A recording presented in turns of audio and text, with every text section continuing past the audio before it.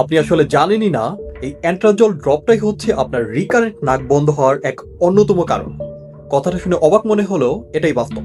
চলেন জেনে নিই কিভাবে। Hello and welcome, I am doctor Joy, your dedicated doctor. আজকে আমরা কথা বলবো মেডিকেল সায়েন্সের একটা গুরুত্বপূর্ণ টপিক, রাইনাইটিস মেডিকোমেন্টোসা নিয়ে। দেখেন, নর্মালি হচ্ছে আমাদের নাকটা থাকে এইরকম, যেখানে এটা হচ্ছে নেজাল মিকোসা, আর এই দিকে যে প্যাসেজটা রয়েছে, যে খালি অংশটা রয়েছে, এই দিকে হচ্ছে এয়ার প্রবেশ করে, আমরা নিঃশ্বাস প্রশ্বাস নিয়ে থাকি। কিন্তু কোনো ধরনের কমন কোল্ড অথবা অ্যালার্জিক রিয়াকশনের কারণে আমাদের এই নেজাল মিকোসাটা ফুলে যায়, যার ফলে কি হয়, আমাদের যেই এয়ারওয়ে প্যাসেজটা আছে ওইটা ন্যারো হয়ে যায়।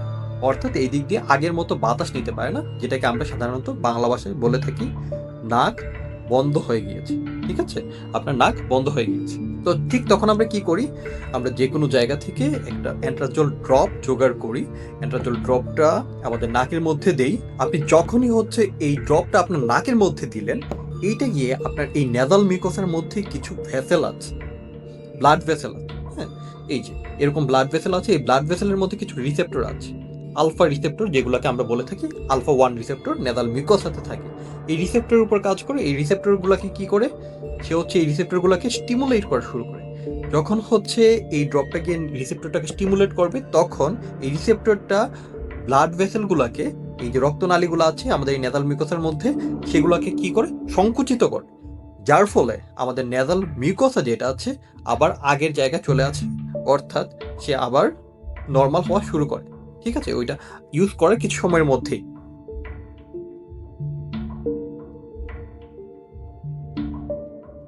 কিন্তু অনেক সময় কি হয়, যে এই নাক বন্ধ হওয়াটা যে কোনো একটা ডিজিজ কন্ডিশনের কারণে হয়েছে। আমরা এই আন্ডারলোয়িং ডিজিজ কন্ডিশনটাকে ট্রিট না করে শুধুমাত্র সিমটোমেটিক ট্রিটমেন্ট হিসাবে এটা ইউজ করি, যার ফলে আমাদের নাক বন্ধটা পুরোপুরি ভালো হয় না। তখন আমাদের বারবার অ্যান্ট্রাজল ড্রপটা ইউজ করতে হয়।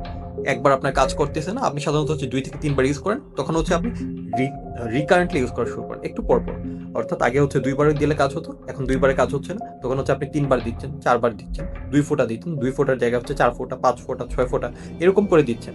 যার ফলে কি হয়, আমাদের এই যে আলফা 1 রিসেপ্টরটা আছে না, এটা বারবার স্টিমুলেট হচ্ছে। বারবার স্টিমুলেট হতে হতে কি হয়, একসময় সে ফেটিগ হয়ে যায়। সে তখন আগের মতো আর কাজ করতে পারে না।